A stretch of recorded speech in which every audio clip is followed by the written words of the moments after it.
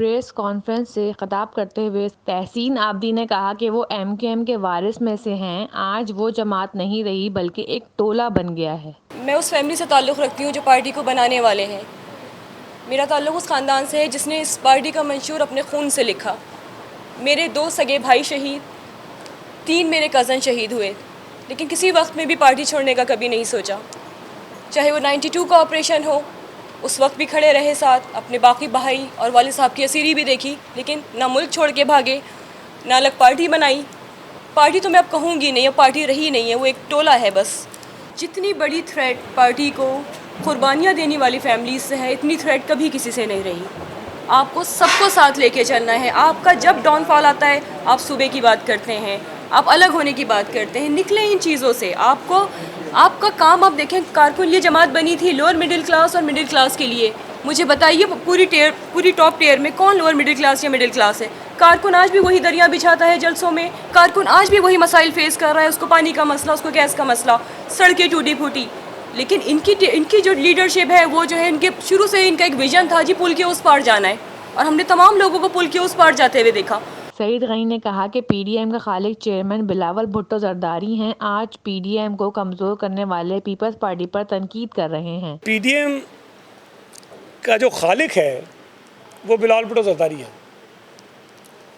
PDM पैदावार है उस ऑल पार्टीज़ कॉन्फ्रेंस की जो बिलावल भुट्टो जरदारी ने 20 सितंबर 2020 को इस्लामाबाद में बुलाई थी। इल्ज़ाम तो शायद पीपल्स पार्टी पे लगाया जाता है कि पीडीएम को हमने कमज़ोर किया और शायद हम कोई ऐसी चीज़ें कर रहे हैं जिससे हुकूमत मजबूत हो रही है।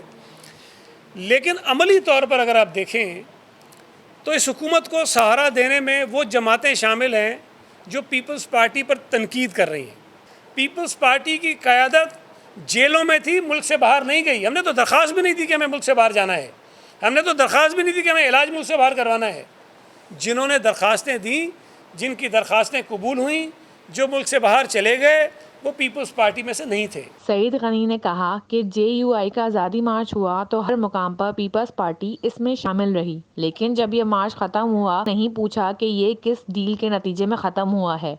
अगर आप गौर करें तो मौलाना फजल रहमान ने उस सरबराही इजलास से कुछ अरसा पहले ये कह दिया कि अगर तो मार्च के साथ साथ इस्तीफ़े नहीं दिए गए तो मार्च का कोई फ़ायदा नहीं होगा।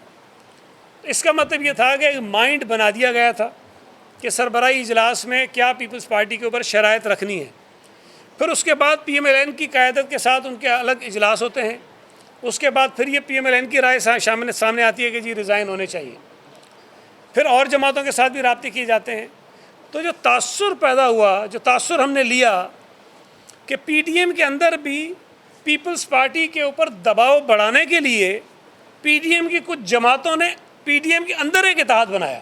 मौलाना साहब ने जब यहाँ से आज़ादी मार्च शुरू किया और पीपल्स पार्टी ने उनको सपोर्ट किया, मैं उस मार्च में गया जब यहाँ से आगाज़ हुआ। जिस मंजिल पे वो सिंध में पहुँचे, पीपल्स पार्टी की क़यादत उनके साथ थी। वो मार्च वहाँ हुआ। सवाल आप पर हैं, वो मार्च किसकी यकीन दहानी पे ख़त्म हुआ था? वो किसके साथ डील हुई थी जब वो मार्च ख़त्म हुआ था? हमने तो नहीं कहा था कि डील हुई थी, लेकिन डील तो हुई थी ना।